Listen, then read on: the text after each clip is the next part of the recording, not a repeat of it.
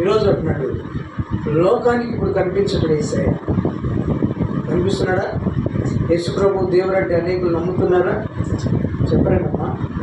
వాడు వెంటనే పలానా కులస్తుల దేవుడు అని, పలానా దేశస్తుల దేవుడు అని, మా దేవుడు కాదు, మా దేశస్థుల దేవుడు కాదు అని ఏయో లేఖనాల్లో ఏంటియో చూపించి, గ్రంథాలలో చూపించుకొని పరాయి దేశస్తుడు, పాశ్చాత్యుల దేశస్తుడని, ఇజ్రాయెల్ దేవుడు, అమెరికా దేవుడని, ఆ కులస్తుల దేవుడు, ఈ కులస్తుల దేవుడు అని ఆయన ఎవరైనా గ్రహిస్తున్నారా?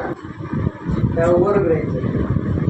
ఆయన వాక్యపు వెలుగు ఈ లోకంలో ప్రసరిస్తుంటే ఎవరు కూడా ఆయన గ్రహించలేకపోతున్నారు, తెలుసుకోలేకపోతున్నారు, ఆయన వద్దకు రాలేకపోతున్నారు, ఆయన చూడలేకపోతున్నారు, ఆయన మాట వినలేకపోయినా ఆయన మాట ప్రకారం జీవించలేకపోతున్నారు.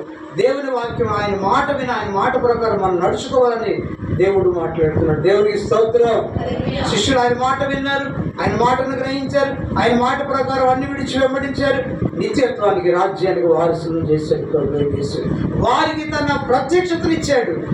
లోకము దేవుని మాట వినండి, లోకము యేసయ్య మాట వినలేదు, యేసయ్య మాట గ్రహించలేదు, యేసయ్యను వెంబడించలేదు. యేసయ్య చేసిన అద్భుతాలు, ఆహారం తింది, అద్భుతాలు చూసింది, ఆ అద్భుతాలు పొందుకున్నది, అది రక్షణ మాత్రం పొందుకోకుండా ఏం చేసింది? యేసయ్యలో తోడీకరించింది. కాబట్టి వారికి ప్రత్యక్షతలు ఇవ్వలేదు.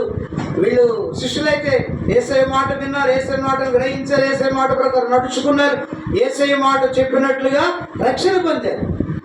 కాబట్టి వారికి తన ప్రత్యక్షతను ఇచ్చాడు, వారికి కనిపిస్తున్నాడు, వారి సందేహాలు నివృత్తి చేస్తున్నాడు, వారికి ఇంకా ధైర్యాన్ని పోస్తున్నాడు, వారిని ఆదరిస్తున్నాడు, వారిని బలపరుస్తున్నాడు.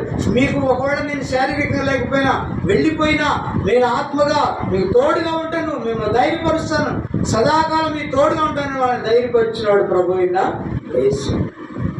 కాబట్టి ఈ రోజున అంటున్నాడు, మీకు కూడా నా ప్రత్యక్షత ఇస్తాడు ఎప్పుడంటే నీవు నా మాట వింటే. స్తోత్రం. లోకం నన్ను చూడనేరు, నన్ను అనుసరించదు, గ్రహించదు అని మాట్లాడుతున్నాడు. మీరు నన్ను చూస్తారు, అయితే మీరు నా మాట వినాలి, నా మాటను గ్రహించి పాపం నుంచి విడుదల పొందాలి. మీరు నా మాట విని రక్షణ పొందాలి.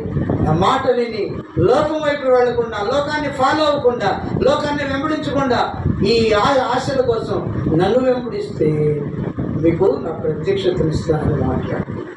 ఎవరైతే అన్నపానాలు పుచ్చుకుంటారో వారికి నా ప్రత్యక్షతను ఇస్తానని మాట్లాడుతున్నాడు. దేవునికి మహిమ కలుగునుగాక. దేవుడి మాటలు మన వినికిడిలో దీవించి తన ప్రత్యక్షతను అనుభవించేవారు మనం ఆయన చేయునుగాక. ఆమె చెట్టు మీకు ఆమె.